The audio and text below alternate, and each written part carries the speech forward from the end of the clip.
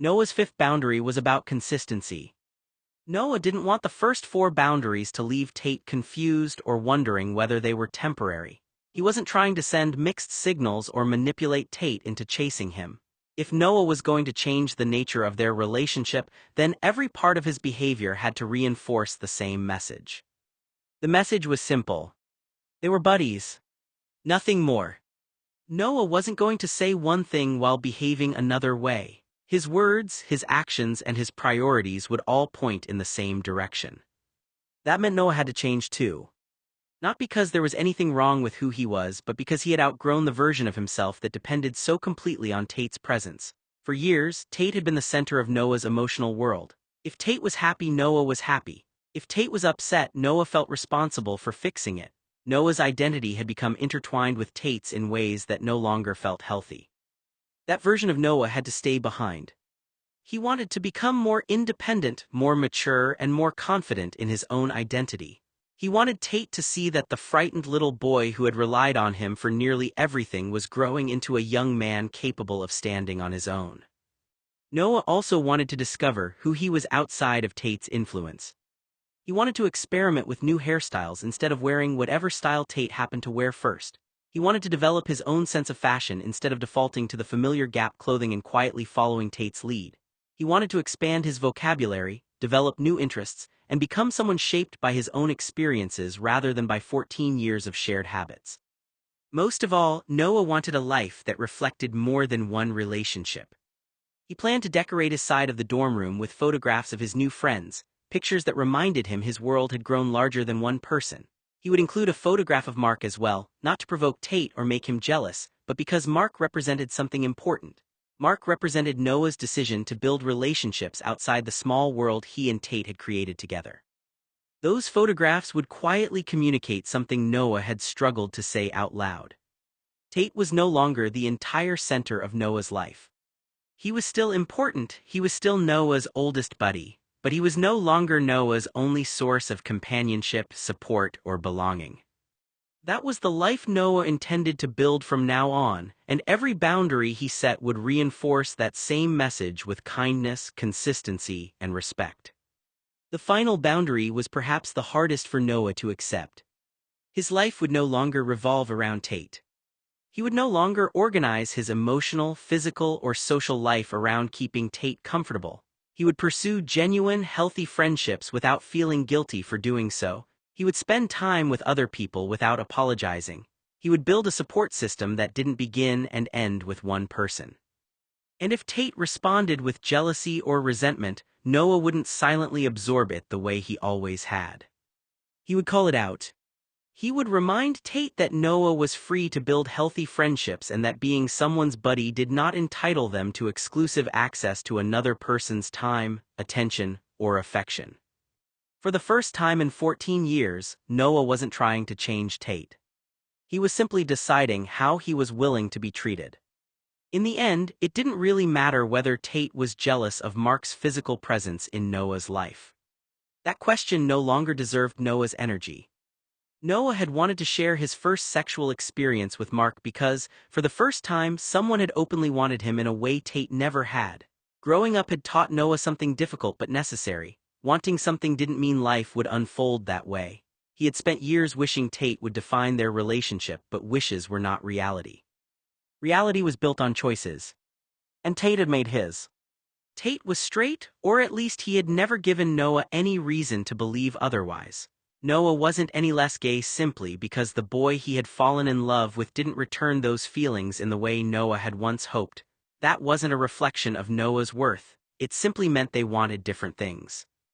If anyone had lost something, Noah finally realized it wasn't him. It was Tate. Noah was tired of carrying the guilt, the confusion, and the responsibility for a relationship that Tate himself had never been willing to define. If it had only involved Tate, Noah would have told him long ago that he was gay, but it had never been only about Tate. There was Talia, there was Terrence, there were the uncles, aunts, and extended members of the Blue family who had loved Noah as though he belonged with them. They had become family in every way except by blood, and Noah wasn't prepared to risk losing all of them at once.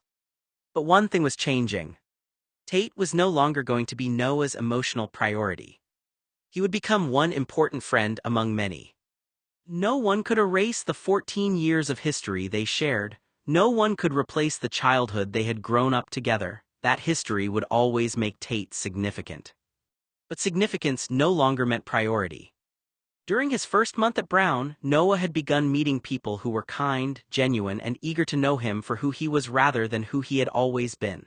Those friendships mattered, too. They deserved the same investment, the same loyalty, and the same care Noah had spent years reserving almost exclusively for Tate. From now on, every friendship would stand on equal footing. Tate would no longer occupy the position of friend number one simply because he had always been there. He would be one of Noah's closest buddies, distinguished only by the fact that they had shared 14 years of history and, for the time being, still shared a dorm room and a bed.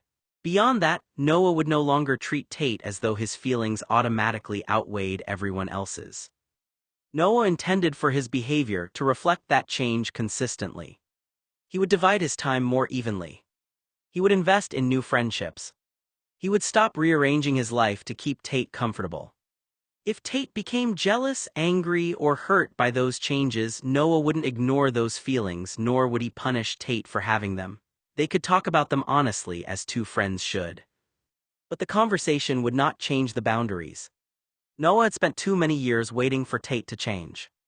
Now it was Noah's turn to build a life that no longer depended on whether Tate ever did. Noah decided that he was no longer responsible for managing Tate's assumptions. If Tate wanted to know what Mark meant to Noah, or whether there was anything physical or romantic between them, all he had to do was ask. Noah wouldn't lie. If Tate looked him in the eye and asked, "What is Mark to you?" or "Are you and Mark sleeping together?" Noah would answer honestly as he could without revealing something he wasn't yet ready to share about himself. That was the difference Noah had finally come to understand. There was a difference between deliberately deceiving someone and simply choosing not to volunteer deeply personal information. Noah wasn't trying to keep Tate in the dark out of spite. He simply wasn't ready for everything that would follow once he openly acknowledged his sexual orientation. The conversations, the questions, the emotional fallout, the uncertainty, it all felt exhausting before it had even begun. For the same reason, Noah wasn't planning to announce that he was gay to the new friends he had made at Brown, either. If he wasn't ready to tell Tate, it wouldn't feel right to tell everyone else first. But if one of his friends eventually figured it out through observation, common sense, or because Noah eventually introduced them to someone he was dating, then so be it. Noah wasn't going to insult anyone's intelligence by pretending forever. People were free to draw their own conclusions. There was nothing Noah could do about that. What Noah refused to do anymore was carry the burden of correcting every assumption Tate chose to make. If Tate wanted clarity, he could ask for it. If he chose not to ask and instead filled the silence with his own fears, insecurities, or jealous conclusions, that responsibility belonged to Tate, not Noah. For 14 years, Tate had avoided conversations that might have defined their relationship. He rarely asked the difficult questions, and he almost never invited honest answers. Instead, he often seemed content to make assumptions and react to those assumptions as though they were facts. Noah wasn't going to chase after Tate trying to correct every misunderstanding. That chapter of his life was over. If Tate convinced himself that Mark meant the worst possible thing, or imagined a relationship that didn't exist simply because he was too afraid to ask the truth, then those conclusions would be of Tate's own making. The truth had always been available. All Tate had to do was ask. Whether he ever found the courage to do that was no longer Noah's responsibility. The truth of Mark taking Noah's virginity existed only in the intersection of reality and imagination. Tate's mind, fueled by his own jealousy and terror, would fill in the blanks, constructing 1,000 ways it could have happened, and Noah would let it.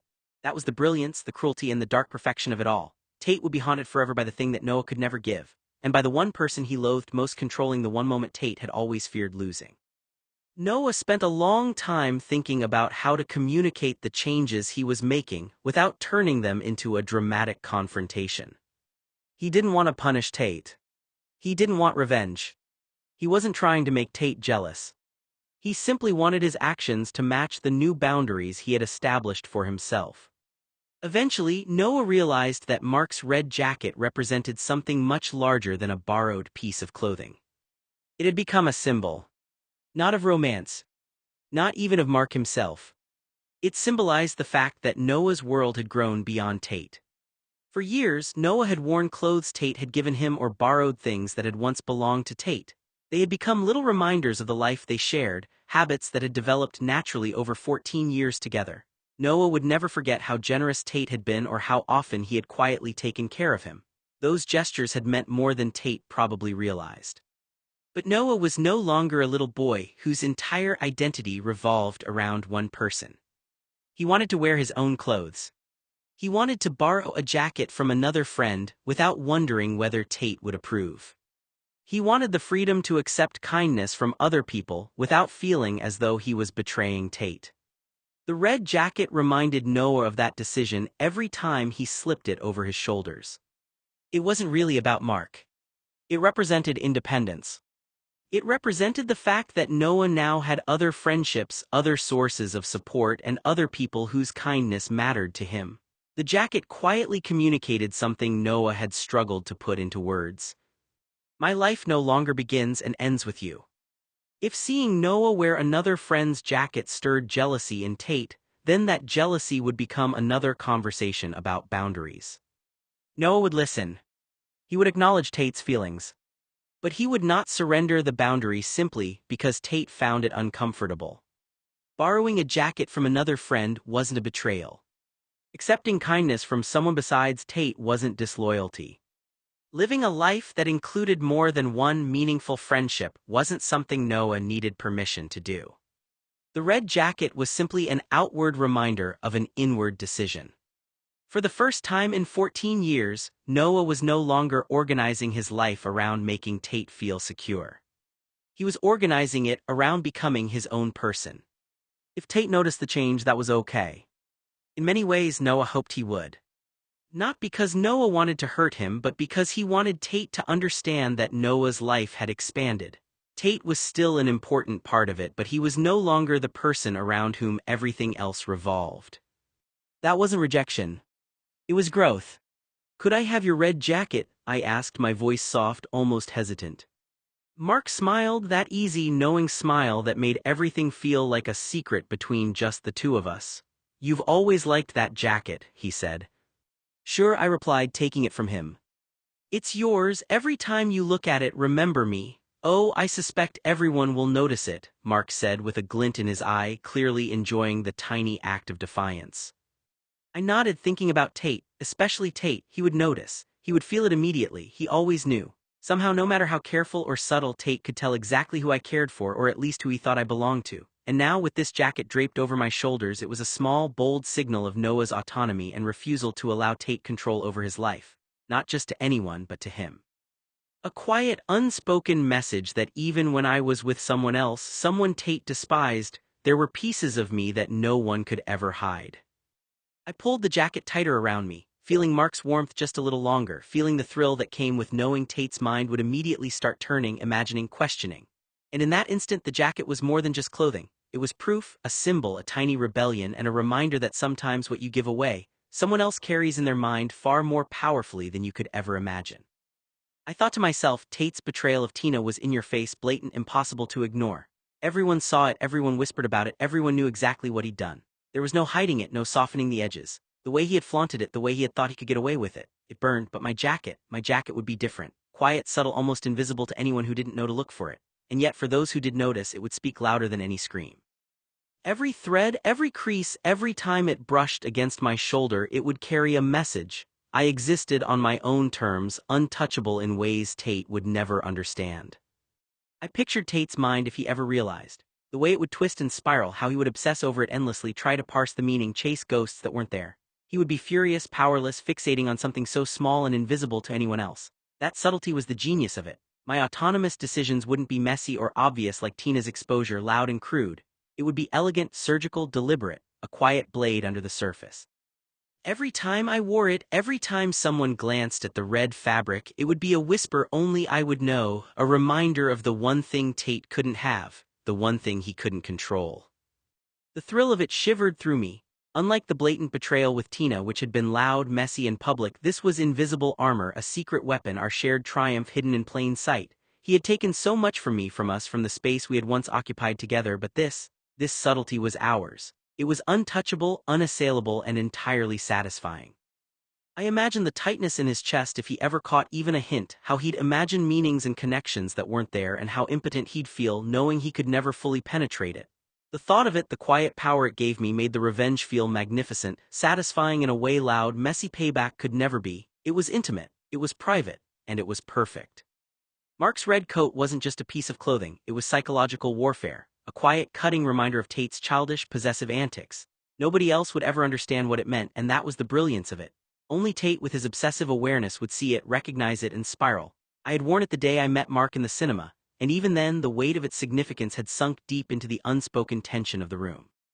It wasn't loud, it wasn't aggressive. It didn't need to be. It whispered, provoked, and teased in a way that only Tate's mind could overanalyze. The color alone was enough: red like fire, red like danger, red like the heart of the thing he could never control.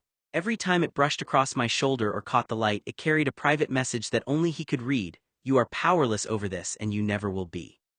Around people like Tate, subtlety was survival. Bluntness would trigger his fury, but suggestion, implication, the tiniest signal that only he could interpret, that was armor. The red coat was my shield and my weapon at once. Mark and I didn't need to speak a word. The psychological tension it created, the invisible chess game it set up in Tate's head, was enough. It reminded him that his jealousy, his possessiveness, his obsession, his attempts at control, they were meaningless in this quiet, unspoken battlefield. And that was the only way to survive with people like Tate: precision, subtlety, and psychological dominance. The red coat wasn't just fashion, it was a strategy, it was autonomy, karma, freedom. Could you start calling me twice a day? I asked, my voice barely above a whisper. Sure, I can do that, Mark said, calm as ever. I smiled, a little shaky. Would you call me any time after 6 in the evening? Mark nodded. I can do that. I had learned my lesson to never prioritize Tate emotionally as my emotional anchor in my adult life. I could be his physically, practically, in all the ways that didn't require anything real, but I would never be his emotionally again. That part of me was close to Tate now, sealed off like a wound that had finally scarred over wrong. He wasn't safe, not for something as fragile as feelings, not for the quiet, human parts of me that had once reached for him without fear. I wouldn't make that mistake again. I wouldn't let my emotions tangle themselves around him, wouldn't let my heart lean in his direction, not even by accident. As the poets would say, my love for Tate had run its course. Time and truth had weathered what once felt like a living thing. The garden I had tended so carefully, the one I thought might bloom forever, had withered under realities I could no longer ignore. The flowers had died slowly, then all at once, and somewhere in that quiet decay, I had fallen out of love with him. Because the truth underneath it was uglier, I didn't feel free, I felt empty. It felt fucking great to refuse any prioritization of Tate moving forward. Noah would prioritize himself and only his needs. Tate could go fuck himself because Noah was free of the expectations Tate enforced in his life.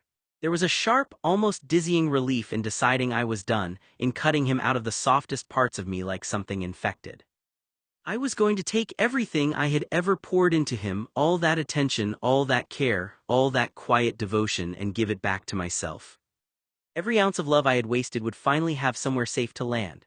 None of it would reach Tate anymore. Not a single drop. My love of Tate was like an unsuccessful investment that had offered no profit, and had cost me too much time, frustration, and irritation to ever pursue that avenue again. I would make investments with new friends, hobbies, interests, and pour as little as possible into whatever relationship or ruins Tate and me had between us. Tate didn't deserve my entire emotional support or labor, and from now on, if there was any love left between us, it would have to come from him. He would have to love me enough for both of us, because I was done. I would never love him again romantically. I wouldn't trust him again like a naive kid or childhood companion. But even as the words settled in my chest, they echoed strangely hollow, brittle, like stepping on something that looked solid but wasn't. Because love doesn't disappear cleanly. It doesn't die the moment you decide it should. It lingers in the silence after, in the habits you forget to break, in the way your chest still tightens at his name even when you swear it means nothing now. It fades maybe, it weakens, but it doesn't leave without taking something with it. And what it had taken from me, I could already feel the absence. So yeah, I fell out of love with Tate, but it didn't feel like winning. It felt like surviving something that had quietly destroyed me anyway. I made the decision then I was going to crash at Mark's hotel room for the night. I slept in Mark's arms the entire evening. He offered me comfort while I slept, and his apartment was wonderful and silent. The next afternoon after class, I didn't return to my dorm but asked admissions to change my room. There was a room vacancy on the other side of campus near most of my classes, which was very convenient. I waited until Tate was in his class and then went into my dorm room to pack. Tate wasn't there, which I was shocked his bed was not slept in, but it looked like he had tossed and turned all night in my bed. Even as I packed my bag, my hands moving on instinct, my mind refused to stay in the room with me. It ran ahead, chasing possibilities I couldn't control. How would Tate react when he realized I was gone? Would he come after me, relentless and cert like he always had been? Would he drag me back into his orbit without even asking if I wanted to return? Or would this time be different? Would he finally let me go without a fight? The questions circled endlessly, but for once they didn't have the same grip on me. I zipped my bag slowly, almost deliberately, as if sealing something far bigger than clothes inside it. The truth settled in, quiet but firm. I didn't know what Tate would do, and for the first time I wasn't shaping my choices around his reaction. I paused, glancing around the room, half expecting to feel something sharper: fear, regret, hesitation, but what came instead was a strange kind of emptiness. Not hollow in a painful way, just clear, like a space that had finally been stripped of something that didn't belong anymore. I realized then, with a steadiness that surprised me, that I didn't actually care if I ever saw Tate again. That thought would have terrified me once. It would have sent me running back, desperate to fix whatever had broken between us. Before, I would have waited for his apology, clung to it, let it smooth everything over like it always did. But not this time. This time I wasn't going to stand there and accept the same cycle dressed up as something new. I wasn't going to let a few words pull me back into something that kept tearing me apart. Whatever Tate chose to do, chase me, ignore me, pretend none of it mattered, it didn't change what I had finally decided for myself. I lifted the bag, feeling its weight settle into my shoulder, grounding me in the present. For once, my next step didn't belong to Tate. It belonged to me. Noah sat quietly at his desk, staring at the blank sheet of paper for several moments before putting pen to it. The note wasn't long. It didn't contain accusations or dramatic farewells. It simply explained in the fewest words possible why he had chosen to move out. When he finished, he folded the paper once and placed it where Tate couldn't miss it. Then Noah taped shut the last of his small moving boxes, took one final look around the dorm room they had shared, and without another word carried his belongings into the hallway. The door clicked softly behind him. By the time Tate made his way home, Noah was gone. Tate returned from his economics class later than usual, and the hallway outside the dorm was unusually quiet. He barely noticed it at first, fumbling with his keys, his thoughts still tangled in graphs and theories that now felt meaningless. The second he stepped inside and flipped on the light, something felt wrong, subtle but immediate, like the air itself had shifted. His eyes landed on Noah's side of the room. One of the drawers was slightly open. Tate froze. For a second he didn't move at all, as if his body refused to confirm what his mind had already begun to suspect. Then, too quickly, he crossed the room and yanked the drawer open. Empty. His breath hitched. No, no, no. He dropped to his knees, pulling open another drawer, then another. All of them are empty, too clean, too final. Noah, he called out, his voice sharp, cracking at the edges. Noah. Nothing answered him. Panic surged violently through his chest as he scrambled up, nearly tripping over himself as he tore open the closet door. Gone, everything. Clothes, bags, shoes, every trace of Noah had been erased as if he had never been there at all. Tate staggered back, gripping the edge of the desk to steady himself as his breathing spiraled out of control. His chest tightened painfully, each inhale shallow and useless, his vision blurred.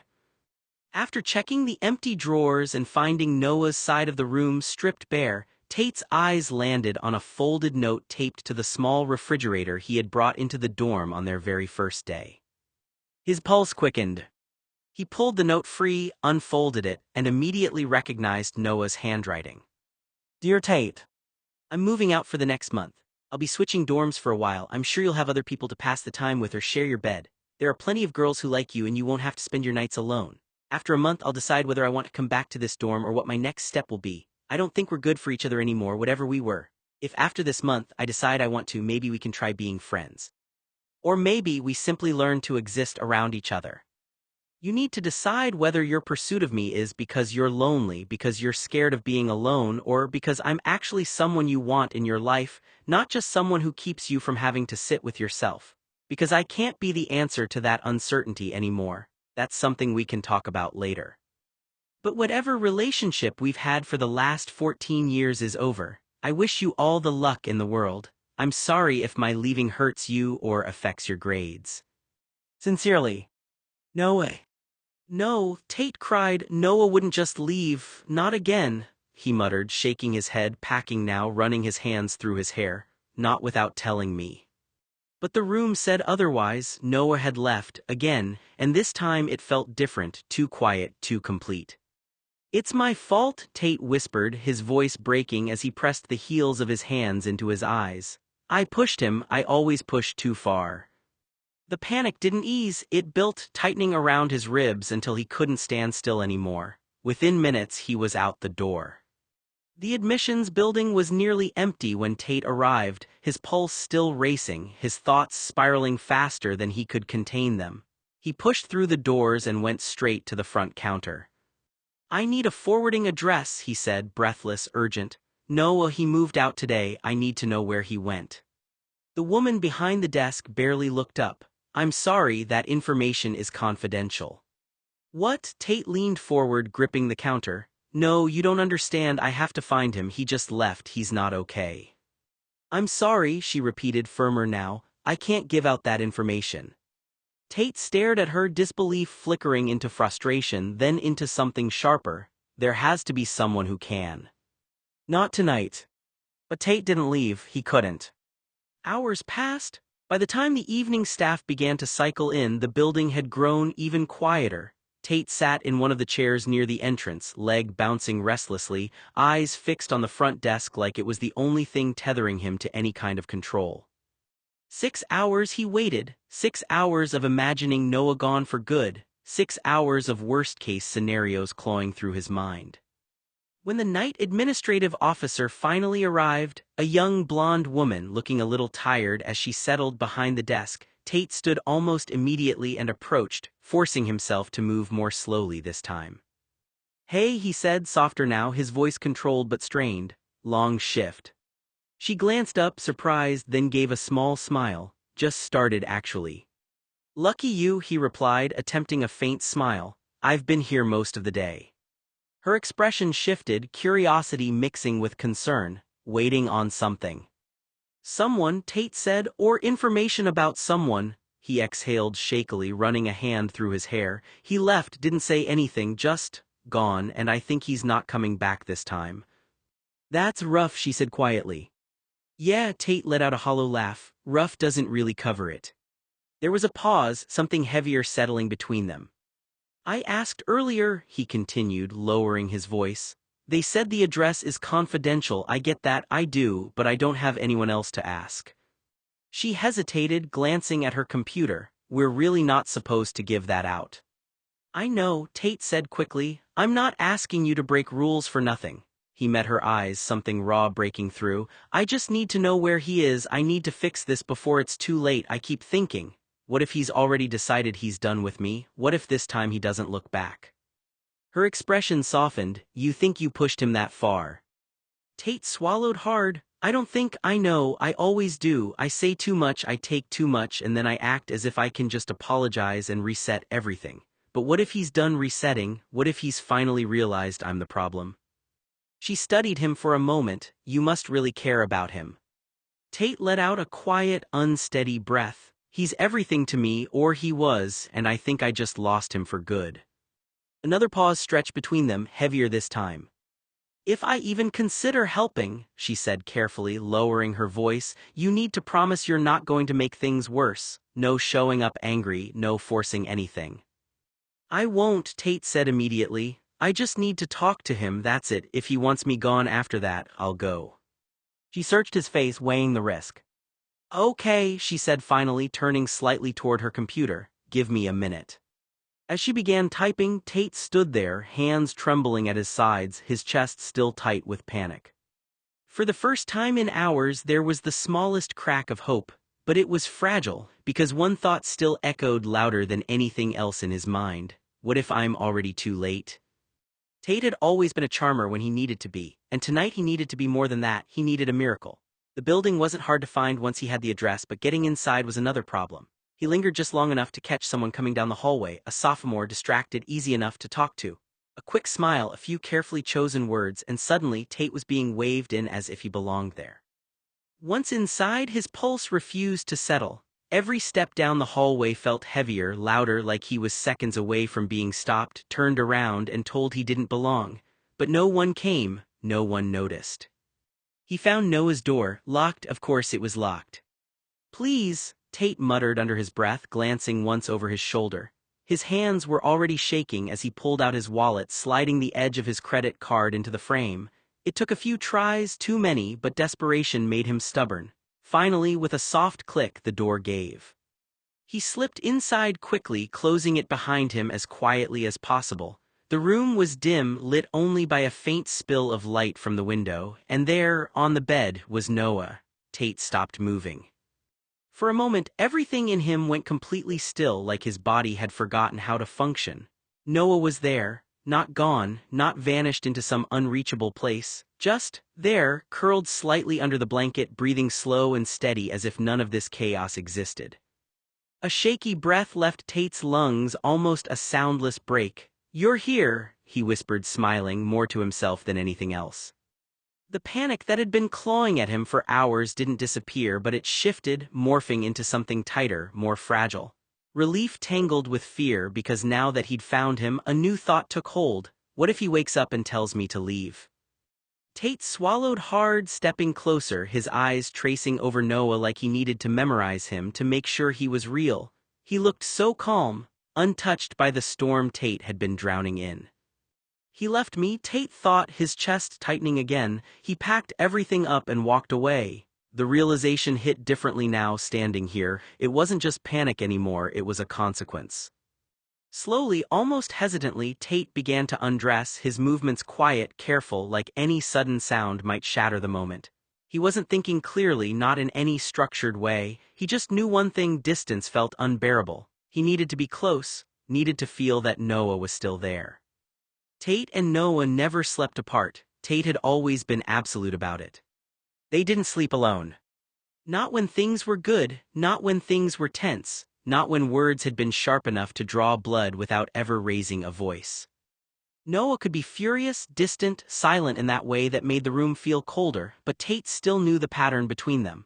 Anger didn't erase the pull. Hurt didn't cancel familiarity. Whatever fracture had opened, it still existed inside something built over years of returning to each other night after night without exception.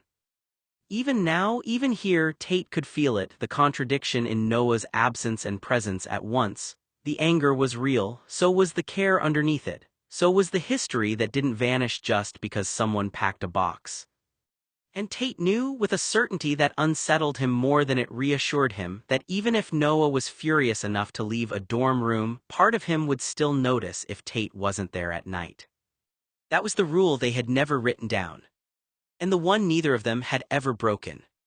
When he finally climbed into the bed, he did it cautiously, lifting the blanket just enough to slip beneath it without waking him. The mattress shifted slightly and Tate froze, holding his breath, watching for any sign that Noah might stir. But Noah didn't wake. Tate let out a slow, trembling exhale. Carefully, like it was something he no longer had the right to do but couldn't stop himself from needing, he moved closer. His arm slid around Noah's waist, pulling him in gently, fitting against him the way he had countless times before. Tate settled into the bed like he had always belonged there, like nothing in the world had ever suggested otherwise. He laid his head comfortably against Noah's pillow first, as if testing the space, and then, without fully waking, pulled Noah closer across the mattress. Noah shifted instinctively at the contact, tension still lingering from everything he had been thinking about earlier, everything he had decided, everything he was trying to hold onto now as truth instead of emotion. But even in sleep, his body betrayed him in smaller, quieter ways. He moved closer. Not away. Tate guided him easily, as if muscle memory had been doing this for years without permission from either of them. Noah's head ended up resting against Tate's chest, the steady rhythm there grounding in a way Noah had never fully learned how to refuse. For a moment, everything felt suspended: boundaries, decisions, arguments, clarity. Just presence. Tate exhaled slowly in his sleep, a faint, unconscious smile touching his mouth as if something in him had settled too. One hand rested loosely near Noah's shoulder, not gripping, not demanding, just there. Noah stayed still longer than he meant to. He told himself he was angry. He reminded himself of everything he had decided, all the structure he had tried to build around them, but none of it erased the fact that his body still remembered this as safety, as familiarity, as home in the most complicated sense of the word.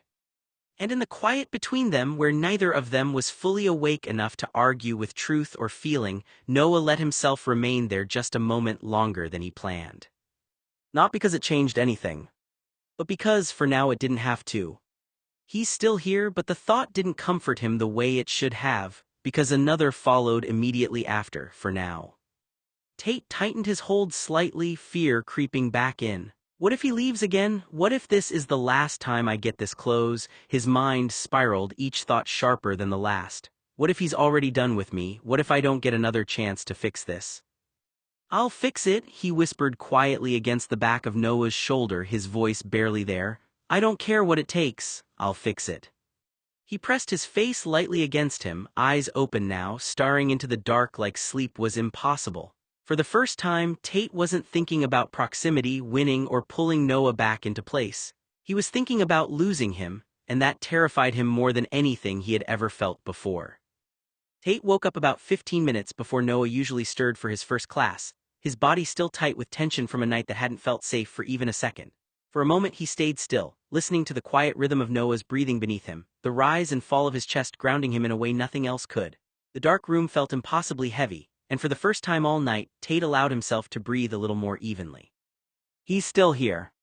The thought was fragile but enough to make him move. He carefully shifted, sliding out from the bed without disturbing Noah. The loss of warmth against him felt sudden and hollow, but he forced himself forward. There was something he needed to do, something small to make this feel less like a disaster when Noah woke. The kitchen was quiet, almost oppressively so, as Tate moved through it. He found the coffee, measuring and brewing it slowly, his hands shaking slightly despite himself. He remembered how Noah liked it, the exact amount of cream, the slight warmth of the green mug that felt like a signature of home. He poured it carefully, watching the dark liquid settle, almost like a ritual, a way to anchor himself and in some small way make amends before the storm came. Once the coffee was ready, Tate carried it back to the bedroom with slow, deliberate steps, setting the mug gently on the nightstand beside Noah's bed. For a moment he just stood there, staring at him again, memorizing the familiar lines of his face, the way the morning light caught in his hair. Don't mess this up. Tate climbed back into the bed, moving closer without thinking, letting his arm drape lightly over Noah again. Every nerve in his body screamed caution, but instinct overrode it. He needed to be close, needed to know Noah was really there, not gone, not lost forever. Minutes later, Noah stirred. First it was subtle, a shift, a soft breath, a barely there movement. Then came a murmur, almost sleepy. Coffee, Noah mumbled, a small smile tugging at his lips as he inhaled the scent. That's weird. His eyes opened slowly, and then everything changed. The warmth in Noah's expression vanished instantly, replaced by disbelief, sharpness, and growing anger. Noah went rigid, his small body tense as he processed what he was seeing. What the hell? His voice cut sharply through the quiet room, laced with irritation and confusion. Tate froze, heart hammering against his ribs. He hadn't anticipated this reaction, not fully. He had hoped, but hope had always been dangerous. Noah, Tate started, voice soft, careful, but Noah's gaze didn't soften. It drilled into him, sharp and unyielding. What the hell are you doing here? Noah demanded, shoving lightly against him, not enough to hurt but enough to push Tate back to reclaim space. His eyes narrowed, scanning Tate like he couldn't believe what he was seeing. How did you even find me? His tone rose with each word, frustration and incredulity layering on top of each other. Are you serious right now? I leave, I move out, and you just break in, climb into my bed as if nothing happened. His glance flicked to the coffee on the nightstand and then back to Tate, the gesture only amplifying his anger. You think making coffee fixes this? He snapped. You think you can just show up and everything resets again? There was no softness in Noah now, no hesitation, just anger, sharp and relentless, but beneath it something else lingered, something Tate recognized immediately, the faintest thread of fear, of care, the echo of attachment that hadn't completely vanished, and that was enough to make him desperate. Tate's hands clenched slightly and his voice trembled as he spoke. I had to see you, I couldn't, I thought I'd lost you for good, I couldn't bear it. Noah's gaze didn't soften. He looked at Tate like he was balancing between fury and disbelief, torn between shutting him out completely and allowing him closer. Tate swallowed hard. Please, I'm not trying to ruin anything, I needed to know you're here, that you're okay, that you didn't, his voice faltered, choking on the fear he'd carried all night, that you didn't leave me forever. The words hung between them, heavy and raw. And for the first time in hours, Tate felt that fragile thread of hope stretched taut, not broken, not gone, but it was thin and he clung to it anyway. Noah's expression softened just slightly, though his irritation didn't fully fade. Tate's chest heaved with relief. He pressed closer instinctively, wrapping around Noah gently, desperate for reassurance, terrified that if he didn't the fragile connection might snap completely. I can't lose him again, Tate thought, his mind racing. Not like this, not ever. Noah yanked the bedsheet off Tate's bare body, wrapping it tightly around his own torso as if the fabric alone could enforce boundaries Tate had ignored. You have no right to violate my space uninvited and slip into my bed without my consent. Noah's voice cracked with fury, sharp and demanding, reverberating off the walls of the dim room. Tate flinched under the intensity but nodded slowly, accepting every word. Tate stood frozen in the doorway, genuinely caught off guard. What do you mean I have to ask? The words came out more confused than defensive. For as long as he could remember, there had never been a door between them. Throughout their childhood, Noah had walked into Tate's bedroom whenever he wanted, and Tate had done the same. No one knocked, no one asked permission. If one of them wanted to talk, they simply walked in. If one of them couldn't sleep, they climbed into the other's bed. It had never been questioned. No matter what house they were living in or what room belonged to whom, the arrangement had always been the same. We've never had rules like that before, Tate said quietly, still trying to understand. We've always slept next to each other no matter what building we were in. I've never had to ask before. The realization settled over him with unexpected weight. This wasn't really about a bedroom door. It wasn't even about permission. It was about Noah changing the rules that had governed their relationship for 14 years. For the first time in his life, Tate realized there were parts of Noah's world he could no longer assume he had unrestricted access to. The thought unsettled him far more than he wanted to admit. I'm 18 now, Noah said quietly. I don't want us to keep living the way we have for all these years. He met Tate's eyes without looking away. We're not little kids anymore. The words were gentle but firm. I want boundaries. He let the silence settle before continuing.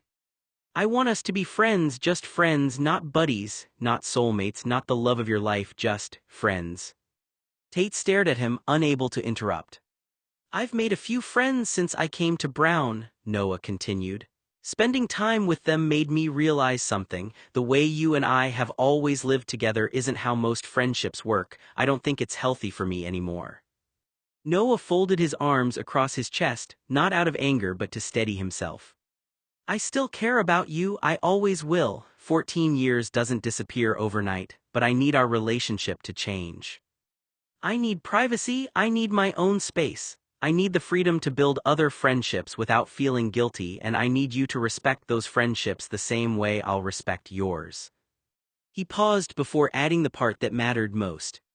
I'm not trying to punish you, Tate, I'm trying to grow up.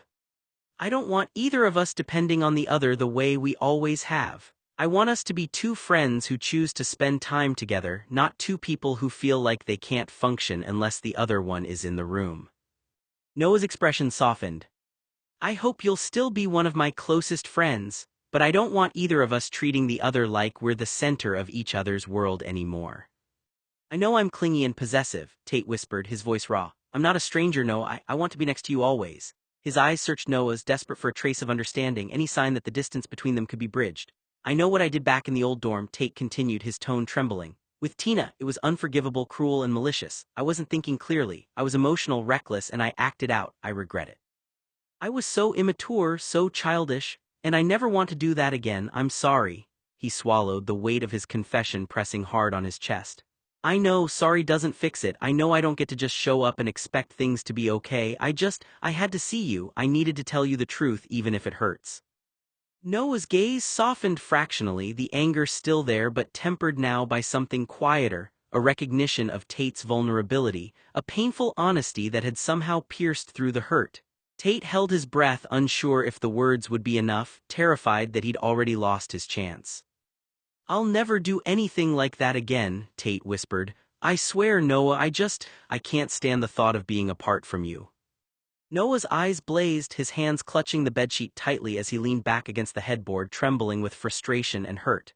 You only want my body, Tate, not me, not who I am. His voice cracked, carrying raw anger that shook the room. I feel used, violated, cheap, do you even hear me? I'm not something you get to take whenever it suits you. Although Noah meant every word he said in that moment, he knew his decision wasn't necessarily forever. It was for now. What Noah wanted more than anything was time. Time to heal. Time to stop crying every night. Time to forgive Tate for hurting him in ways Tate probably didn't even understand. The pain wasn't simply that another girl existed.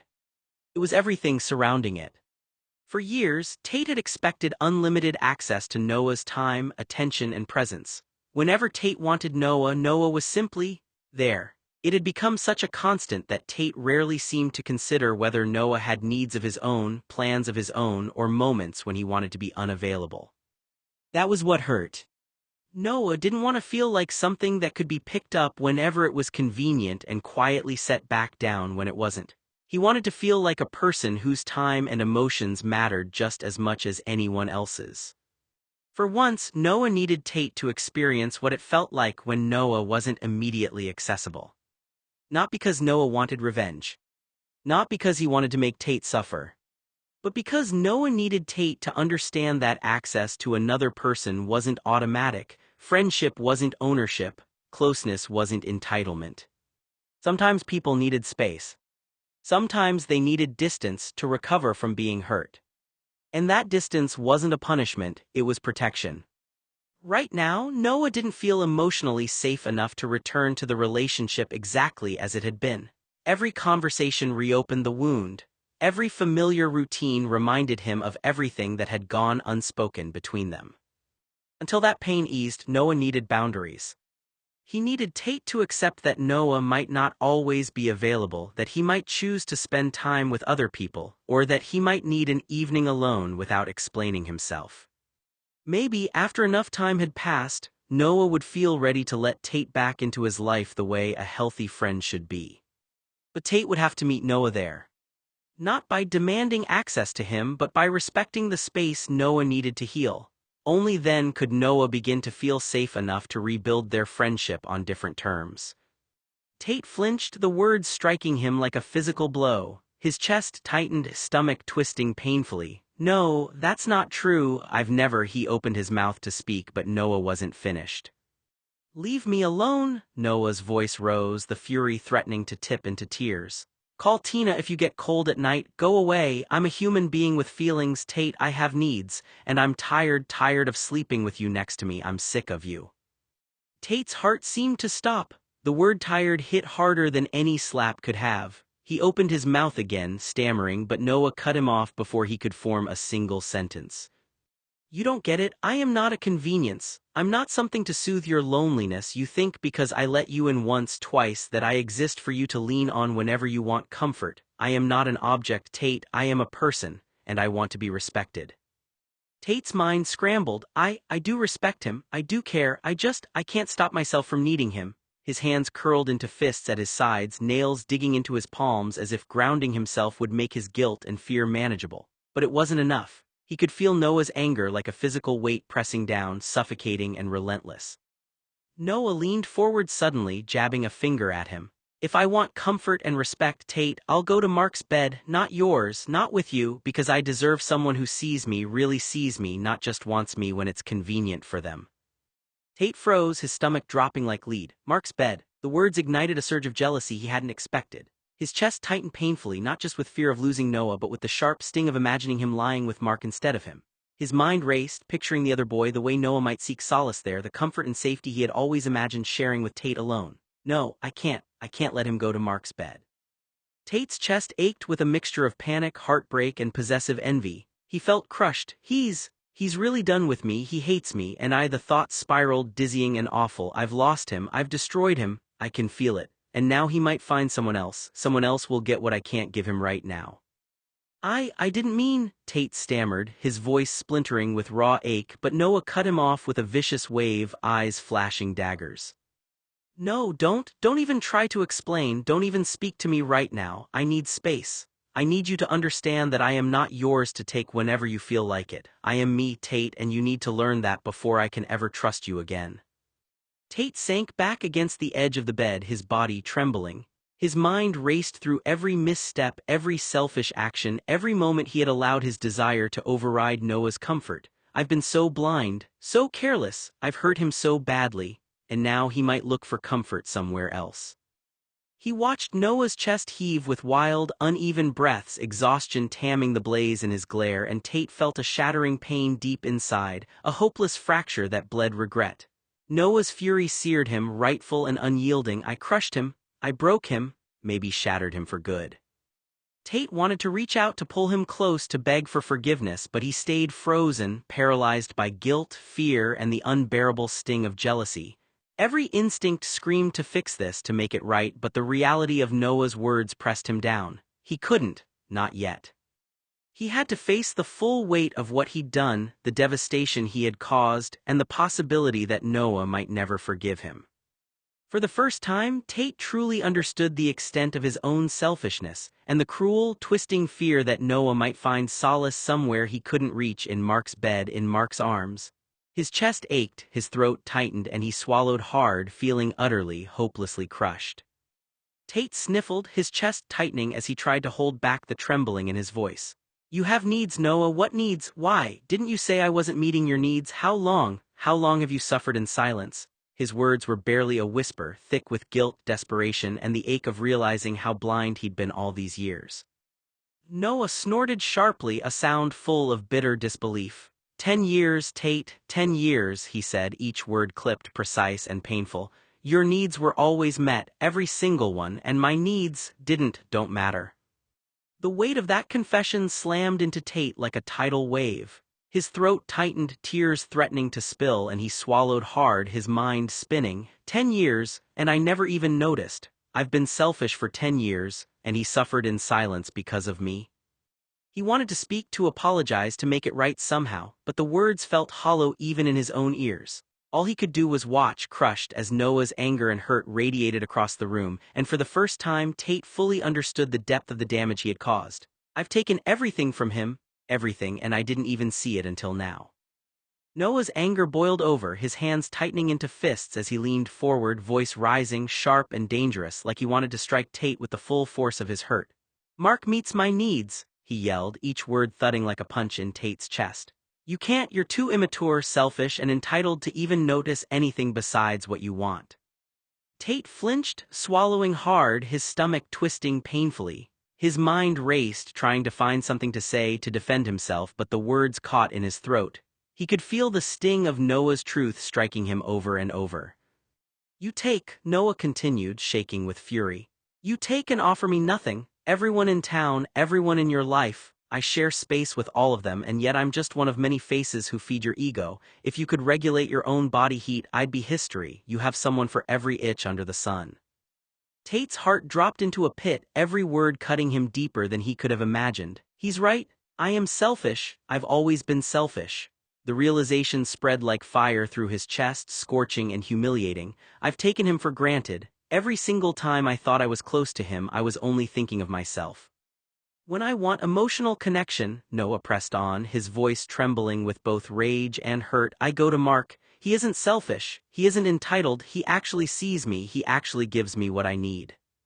Tate's hands clenched at his sides. The thought of Noah choosing Mark over him, a boy he had always known, a boy Tate couldn't compete with in maturity or restraint, gnawed at him like acid. I can't compete with him, I never could, I just wanted him, I never thought about what he needed until now, and maybe it's too late. I hate you sometimes, Noah continued, his words raw, slamming into Tate like a hammer. I hate what you make me feel. I don't want to sleep with you anymore, and you can freeze on cold nights for all I care. Tate's chest heaved with the weight of her words. He felt crushed, beaten by the reality of his own mistakes, the selfishness that had defined so many of his interactions with Noah. I've been everything he says I am, and now I see it. I can't fix this by touching him, by holding him. He's not mine to control. He's not mine at all. He wanted to reach out, to pull Noah close, to beg for forgiveness, but he stayed frozen, guilt and jealousy twisting inside him. Every instinct screamed to repair the damage, to say I'll change, I'll be better, please don't leave me, but even those thoughts felt hollow against the weight of Noah's anger. I know I've hurt you, Tate whispered, voice cracking. I know I've been selfish, and I don't know if I can make this right, but I swear I never meant for it to hurt you like this. I just wanted to be with you. I didn't know how to be what you needed. Noah's glare didn't soften. His chest rose and fell with controlled breaths, but the fire in his eyes remained, simmering with anger and betrayal.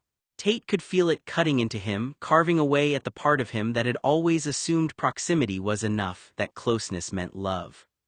It's not enough, he realized, heartbroken. It was never enough, and maybe it never will be. Maybe I've lost him forever.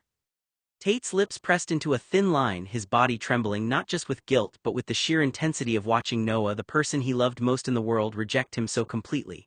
He had always thought he could charm, could manipulate, could win back what he lost, but now, facing Noah's raw, unfiltered truth, he understood. There was no charm left that could reach him, and it terrified him. Noah's chest heaved with shallow, rapid breaths, the anger twisting every muscle in his body. He leaned forward, trembling with fury, his hands gripping the edge of the bed so tightly his knuckles whitened. The coldest place in Los Angeles, he spat, voice sharp and dripping with contempt. Tate, it's your frosty, icy bed. Your bed is a train station, a revolving door. My staying the night isn't special to you at all. You don't respect me enough to even use me for connection before showing me the door. Tate felt as if the words were knives cutting into his chest, leaving ragged, burning lines that went deeper than anything physical could. He opened his mouth to speak, to say I'm sorry, I didn't mean, but the words died in his throat. Noah wasn't finished, and the force of his anger left no space for excuses. Everyone in Los Angeles, including my mother, makes fun of me, Noah continued, voice trembling now, rage mixing with humiliation. Poor Noah, they say, poor Noah. Tate's too attached to use the cunt for his purpose, so instead he humiliates Noah by keeping me close for an obscene amount of time. Being in your emotionless, loveless bed, your cold, selfish, indulgent bed kills me, Tate. I'm done with our relationship. I'm done with you. Go ahead and fuck all of Providence. Fuck all of Brown.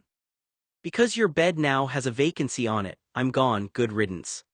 He shouted the last words, the tears streaking down his face, his entire body shaking with rage and grief. You're an asshole, you're cruel. His voice cracked and broke under the weight of everything he'd been holding in for years. Do you even realize what it feels like? What's it done to me?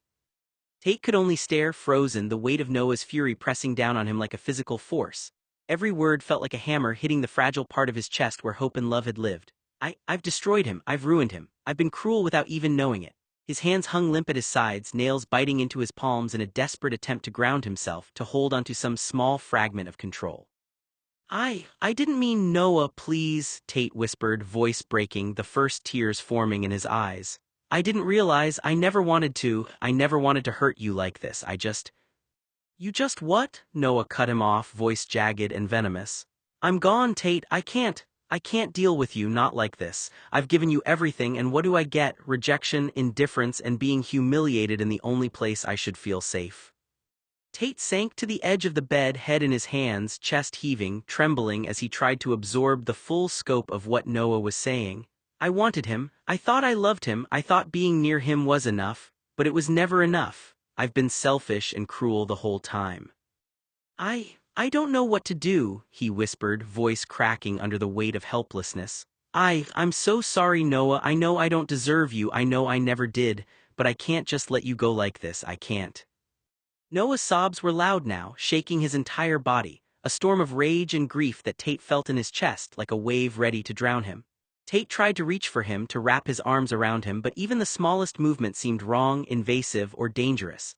He froze, paralyzed between the desperate need to hold Noah close and the fear of making everything worse.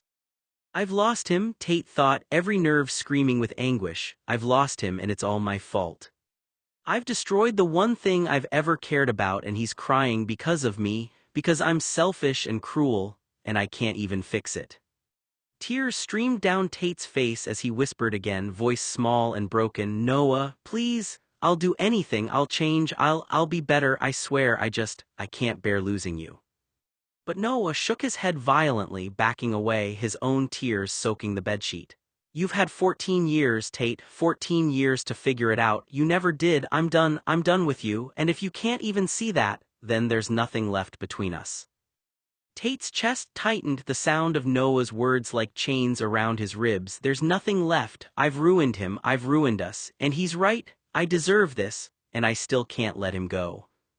He sat frozen, body trembling, heart breaking, the room heavy with Noah's anger and grief, and the truth hit him harder than anything before. He had loved selfishly, and the one person he had ever truly cared for was slipping away, maybe forever.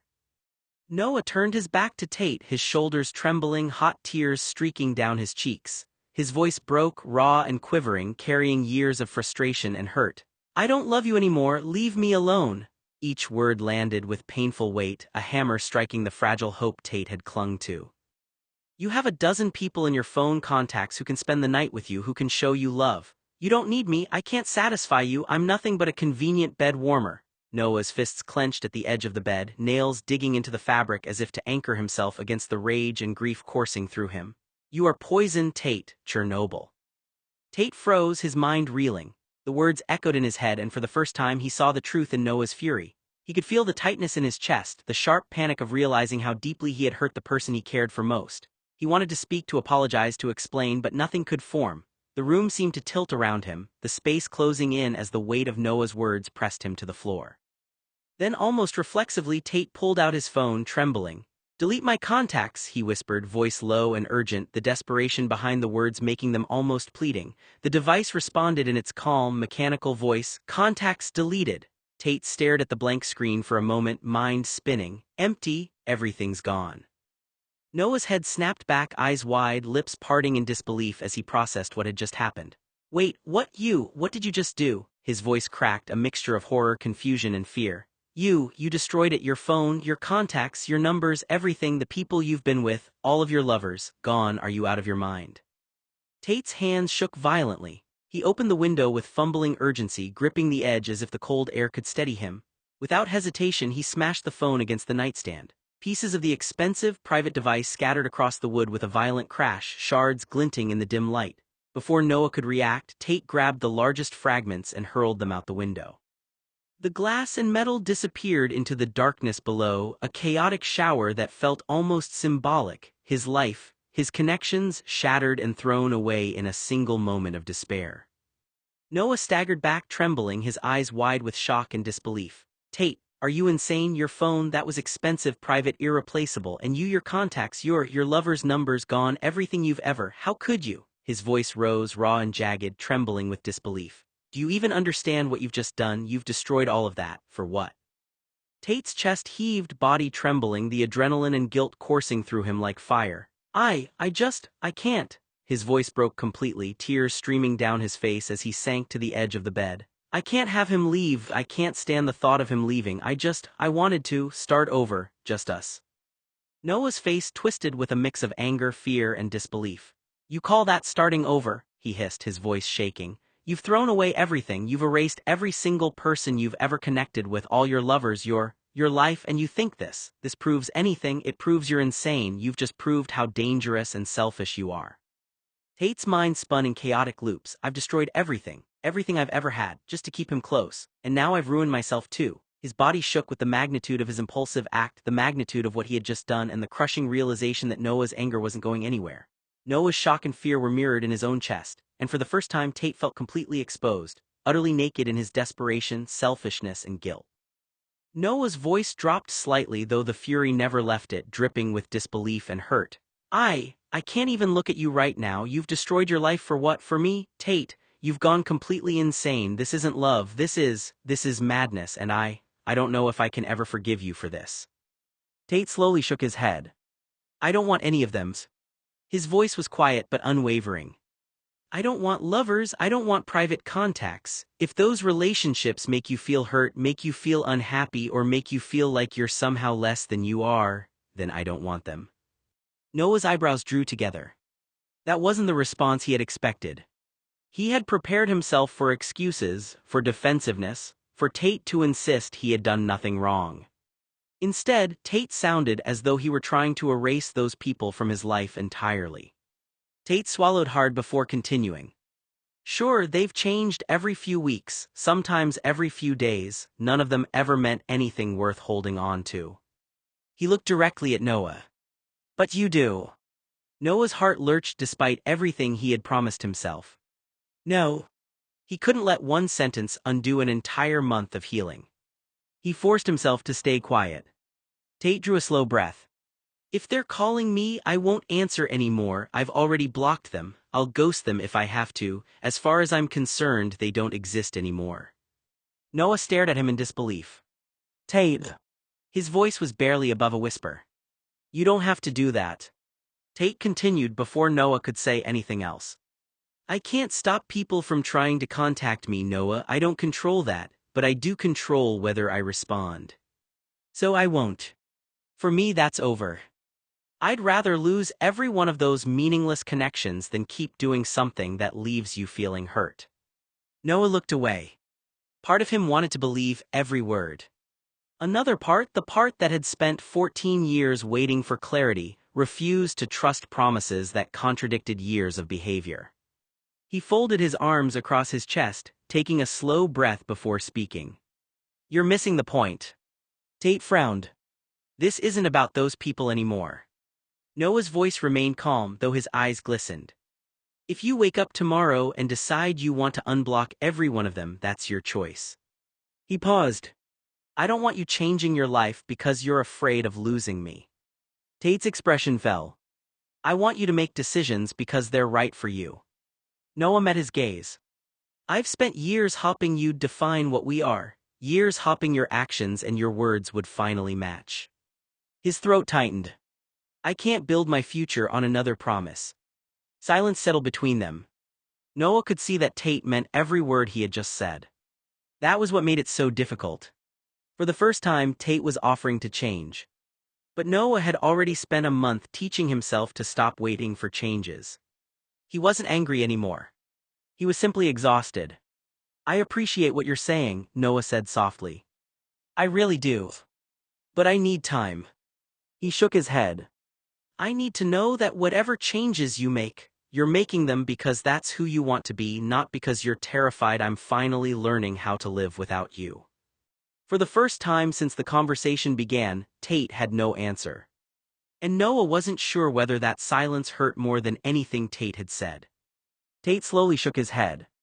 I've always been the one in charge of our relationship. His voice carried more regret than certainty now. I thought that was my responsibility.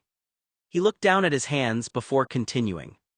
I was the rich kid, you were this naive little boy who didn't understand the world I grew up in or the people around us. I always felt like it was my job to protect you, to make the decisions, to carry the weight so you didn't have to. He let out a slow breath. But maybe I was wrong. His eyes met Noah's. If letting our relationship become more of a partnership is what you need, if you want us to make decisions together, or if you're more comfortable making the decisions yourself. He swallowed. I'm okay with that. For a long moment, neither of them spoke. Then Tate admitted the one thing he had never been able to say without his voice breaking. I can't bear to lose you, Noah. Silence filled the room. Noah's chest tightened. For years, he had wanted to hear Tate admit that losing him frightened him. He had imagined that confession countless times.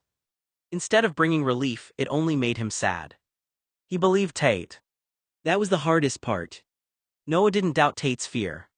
He doubted whether fear was enough to sustain the kind of relationship he had spent 14 years hoping for. He took a slow breath before answering. I know. His voice was gentle. I know you don't want to lose me. Tate looked up hopefully. But that's never really been the question. The hope faded from Tate's expression. The question is, Noah continued, what are you actually asking me not to leave? He held Tate's gaze. Your buddy. The person who sleeps beside you every night.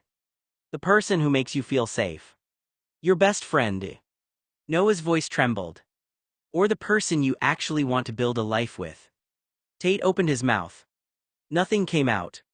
Noah nodded sadly. That's why I need boundaries. He wasn't angry anymore. I'm not asking because I want to trap you into saying something.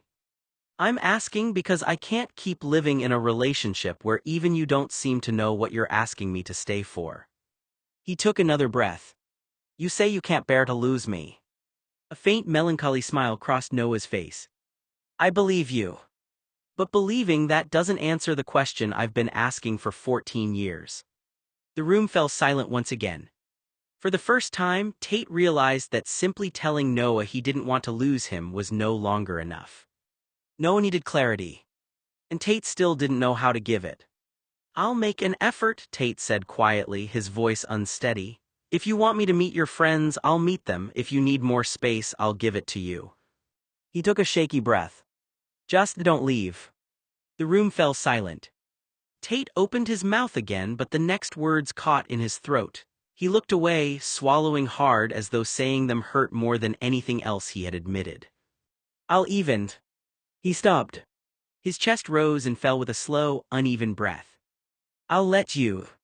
The words almost seemed impossible for him to say. I'll let you sleep in your own bed. His eyes remained fixed on the floor. If that's what you want. Noah stared at him, unable to speak. In 14 years, Tate had never willingly suggested separate beds. Not once. The idea alone would have been unimaginable only a month ago. Tate forced himself to continue. You can sleep in your own bed, he repeated softly, if. His voice cracked. If that's what it'll take for you to stay. Another painful silence followed. And, Tate whispered, barely able to lift his head, if you want to spend the night at someone else's house. He hesitated again. Or in someone else's bed. Every word sounded as though it cost him something. I'll allow it. Noah's eyes widened. He couldn't believe what he was hearing. Of everything Tate could have offered, this was the one thing Noah had never expected. For years, Tate had guarded every night they spent together as though sleeping beside Noah was as necessary as breathing. The thought of Noah sleeping somewhere else had always seemed to make Tate visibly anxious. And now Tate was offering to let it happen. Not because he wanted to. Because he was afraid. Tate finally looked up, his eyes glistening. His voice broke completely. I just want you to stay. Noah felt his own throat tighten. This was the first time he had ever seen Tate bargain instead of insist. The first time Tate had offered to surrender the routines he had protected for 14 years. It would have been everything Noah had dreamed of hearing only a few months earlier. Now it only broke his heart.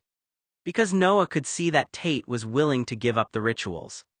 He still wasn't sure whether Tate understood why Noah had needed them to change in the first place. Noah was speechless. Less than a month ago, this conversation would have been unimaginable. If Noah had asked to sleep alone back at the Blue Mansion, Tate would have fought him every step of the way. He would have argued. He would have followed Noah from room to room. If Noah locked a bedroom door, Tate would have pounded on it until Noah answered. More than once growing up, Tate had ripped a bedroom door off its hinges because he couldn't stand the idea of a barrier between them. He had followed Noah into the garage, intercepted him in hallways, and refused to let the night end with them sleeping apart. To Tate, sleeping beside Noah had never been a request. It had simply been the way things were. And now Tate was offering to give it up himself. Noah could scarcely believe the words he had just heard. Tate Blue, the same young man who had spent 14 years insisting they sleep in the same bed every single night, was voluntarily offering Noah his own space. No arguments. No bargaining. No demanding explanations. Just, if that's what you want. The change was so drastic that Noah almost questioned whether he had heard him correctly.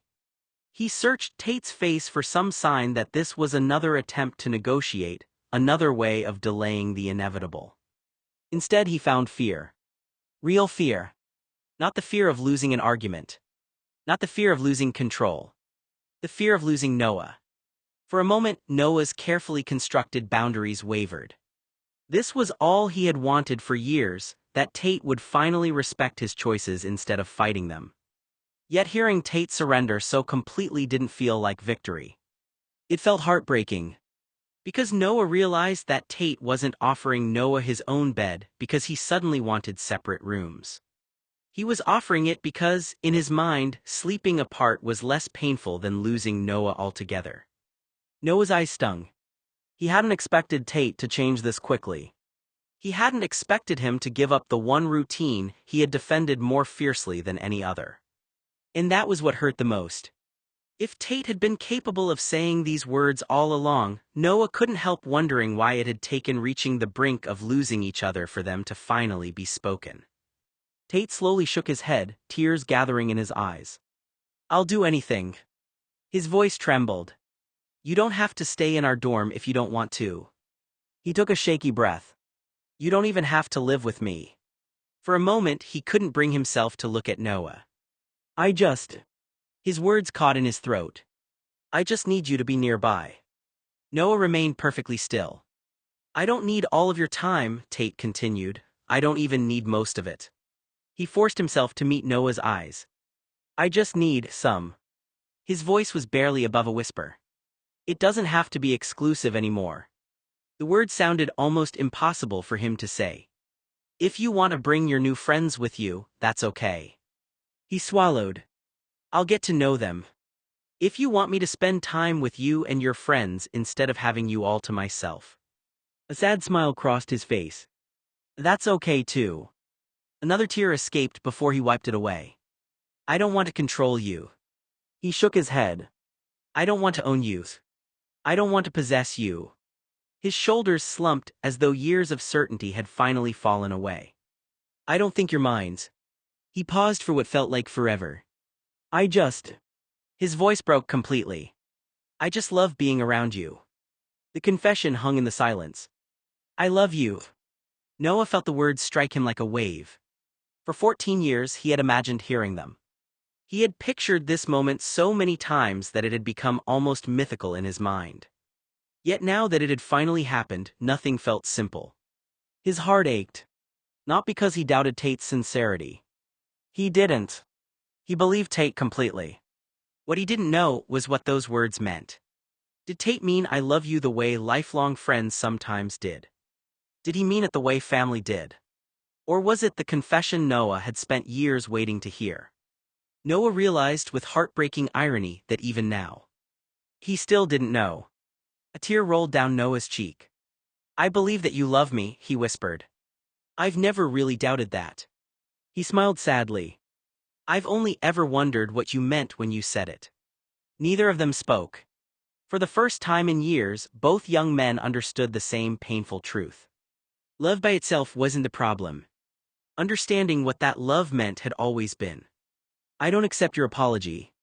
The words landed with a dull, unmistakable weight. Tate visibly flinched. Noah held his gaze. "You've been doing this for 14 years, Tate." His voice wasn't angry anymore. It was tired. "You've apologized before, you've promised things before, we've had conversations like this before." He shook his head. "For 14 years. Tate lowered his eyes. Noah continued. "For years, you showered me with attention, you bought me gifts, you made me feel like I was the most important person in your world. Whether that's what people call love bombing or whether you simply didn't know any other way to show you cared, I honestly don't know anymore." He sighed. "And who the hell even knows what together means when it comes to us?" The question lingered in the silence. "Maybe you stopped buying me gifts years ago, maybe you stopped making promises you couldn't explain, maybe you weren't intentionally leading me on." He looked directly at Tate. "But if you died tomorrow?" His voice caught. "What would I actually have to show for 14 years? Tate's expression crumpled. "Memories."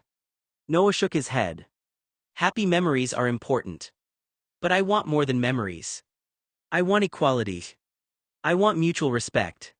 I want a relationship where my voice matters as much as yours." He gave a sad, almost disbelieving laugh. "Even Sherlock Holmes respected Dr. Watson." He treated Watson as someone worthy of standing beside him, challenging him, disagreeing with him. And Watson respected Holmes in return. That's what partnership looks like. His eyes returned to Tate. I don't need you to love me. The sentence hung between them. But I do deserve to be treated with respect. I deserve for you not to talk trash about me to other people. I deserve for my opinions to matter. I deserve to have boundaries that aren't treated like betrayals. Tate nodded slowly, tears welling in his eyes. So, his voice was barely audible. You don't forgive me. No. Noah answered immediately. No, I don't. The honesty hurt them both. Tate closed his eyes. Noah continued before he could speak. Because if I forgive you today. He paused. Without seeing real change. Then all I'm doing is teaching you that an apology is enough. He shook his head. I won't do that anymore. Forgiveness without accountability isn't healing. It's permission. It tells you that no matter how many times the same thing happens, all you have to do is say you're sorry and everything goes back to normal. His voice remained calm. I've done that for 14 years. I've accepted the apologies. I've hoped things would be different. I've convinced myself that next time would be the last time. He looked at Tate with tears in his own eyes. And somehow there was always another next time. Noah took a slow breath. So no. I don't forgive you today. Not because I hate you. Not because I want to punish you. But because forgiveness has to come after trust is rebuilt, not before. He softened, though his resolve didn't. If you spend the next year treating me with respect, honoring my boundaries, speaking well of me when I'm not in the room, and showing me through your actions that you've changed. He gave a small nod. Then maybe one day forgiveness will come naturally. But I'm not going to hand it to you today simply because you're crying. The room fell silent. For the first time, Tate understood that Noah wasn't asking for another apology. He was asking for a different future. Find some words, Tate. Noah's voice was steady, but his patience had finally reached its limit. Because I can pick up the phone right now. He gestured toward the phone on his desk. I could have 50 girls and 10 guys knocking on my door in no time if I wanted that. He shrugged. People can replace physical presence. They can replace someone to eat dinner with, study with, watch a movie with, or even sleep beside. His blue eyes never left Tate. So tell me, what is it about me that makes you incapable of replacing me? What is it about me that justified 14 years of sleeping beside me? He stepped closer. You'd better explain it. A faint smile crossed his face despite everything. Or you're out of here on your nose. He looked Tate up and down. Even if it is a pretty one. Tate nodded slowly. He didn't smile back. Instead, he stared at the floor for so long that Noah wondered if he would speak at all. Finally, Tate took a shaky breath. I brought you home. His voice was barely audible. Because I was lonely. Noah's expression softened almost imperceptibly. I'm an only child. He looked up. So are you. I was surrounded by adults every day. I had a nanny. My parents were always working. He gave a hollow laugh. I spent more time with adults than kids. I was lonely, Noah. So lonely. He rubbed the back of his neck. I was clinically depressed. My favorite uncles, the people I actually felt understood by, they lived in New York or Europe. They weren't here. I didn't have anyone around me who made me feel less alone. He sighed. My parents aren't bad people. They gave me everything money could buy. They cared about my education. My future. The family's reputation. They cared about how I represented the blue name. His eyes filled with tears. But his voice cracked. I never felt like they cared about me. They cared about who I was supposed to become. They cared about what I achieved. They cared about appearances. He looked directly at Noah. But they didn't really know me. They didn't ask if I was happy. They didn't ask why I was depressed. They just expected me to keep moving. A tear rolled down his cheek. And then you came over one afternoon. His shoulders relaxed as though remembering it. You didn't care that I lived in a mansion. You didn't care how much money my parents had. You didn't care what school I was going to someday. You just wanted someone to play with. A small smile finally appeared. You made me laugh. You argued with me. You dragged me outside. You treated me like I was just Tate. He shook his head. You weren't another rich kid trying to impress me. You weren't another adult trying to shape me. You were my friend.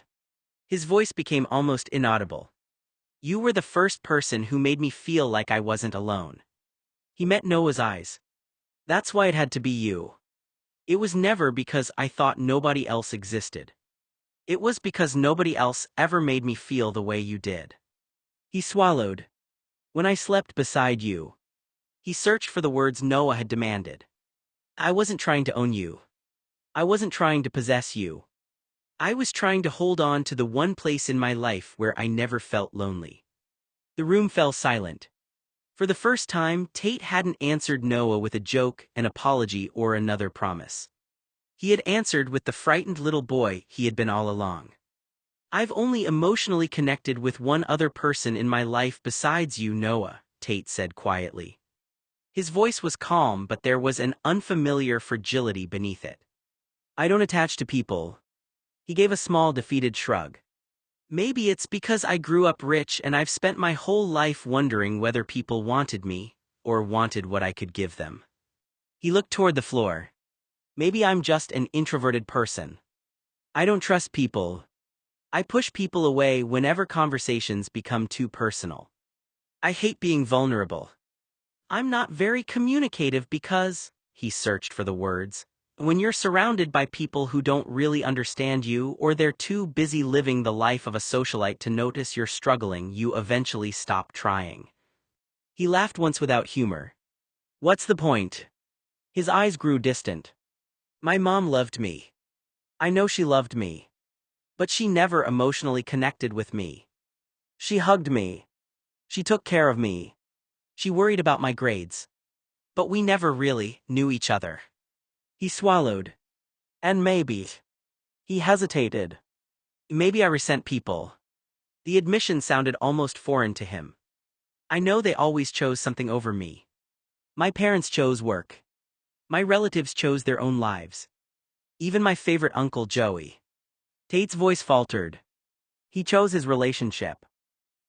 He chose traveling. He chose a life that didn't have room for me anymore. He shook his head. Everyone always does. They always find something they'd rather have. His breathing became uneven. Nobody really prioritizes me. They prioritize my family's name. They prioritize the connections I can make. They prioritize the invitations. The parties. The opportunities. He laughed bitterly. If I didn't have money. He looked directly at Noah. I honestly don't think most of the people I've ever known would care if I disappeared. Silence settled over the room. Noah didn't answer immediately. He couldn't. The anger he'd carried for weeks didn't disappear. It couldn't. There were still wounds between them. Still boundaries. Still years of confusion that hadn't magically healed because Tate had finally spoken honestly. But something inside Noah shifted. For the first time in 14 years, he wasn't looking at Tate through the lens of his own heartbreak. He was looking at him as a frightened 18-year-old who had quietly carried loneliness since childhood. Noah's shoulders slowly relaxed. His eyes remained fixed on Tate, studying him. Every expensive birthday present. Every Christmas gift. Every jacket Tate had ever insisted Noah keep. Every time Tate had offered to pay for something. Every overprotective moment. Every desperate attempt to keep Noah nearby. Until now, Noah had interpreted those moments as confusing, controlling, or possessive. Some of them still were. But suddenly another possibility emerged. What if Tate had been trying to earn love? Not manipulate it. Earn it. The realization made Noah's throat tighten. His anger was still there. But now it had company. Sadness. An overwhelming sadness. He slowly sat down on the edge of the bed. You really believe that? It wasn't a question. It was an observation. You honestly believe that if your last name wasn't Blue? He paused, struggling to find the words. People wouldn't choose you. Tate didn't answer. He didn't have to. The silence said enough. Noah rubbed a hand across his face. I've spent 14 years wondering whether I was enough for you. His voice trembled. And you've spent 14 years wondering whether you were enough for anybody. Another long silence followed. Noah laughed softly, though there wasn't any amusement in it. We've been asking completely different questions this whole time. Tate looked up. For the first time, Noah didn't see the confident heir to a wealthy family. He didn't see the stubborn boy who refused to sleep alone. He didn't even see the possessive friend who had driven him nearly insane with mixed signals. He saw a lonely child. A child who had grown into an 18-year-old young man still waiting for someone to convince him they loved him for reasons that had nothing to do with money. Noah's eyes filled with tears. Tate. His voice broke. Do you know what hurts me the most? Tate slowly shook his head. You think I stayed because your family had a mansion. Noah laughed sadly. You really think that's what mattered to me? He wiped at his eyes. I would have watched movies with you in a trailer. I would have slept on a broken couch beside you. I would have ridden bicycles with you if your family didn't own a single car. I would have still laughed at your stupid jokes. A tear rolled down Noah's cheek. I didn't choose your money. I chose the lonely little boy who kept asking if I wanted to stay one more night. He smiled through his tears. The boy who wanted to build blanket forts. The boy who wanted someone to wrestle with. The boy who was terrified of sleeping alone. The boy who smiled every time I walked through the front door. He shook his head. I never cared what your parents owned. I cared about you. Noah took a slow, unsteady breath. That doesn't erase what happened between us. It doesn't erase the hurt. It doesn't erase the boundaries. I'm still hurt. I still need space. I still need respect. But his voice softened. I finally understand something. He looked into Tate's eyes. You weren't holding on to me because I was convenient. You were holding on because somewhere inside you, you became convinced that everyone leaves. Tate closed his eyes. A tear escaped despite himself. Noah continued quietly. And maybe. He hesitated. Maybe that's why you fought so hard whenever I tried to pull away. You weren't just afraid of losing me.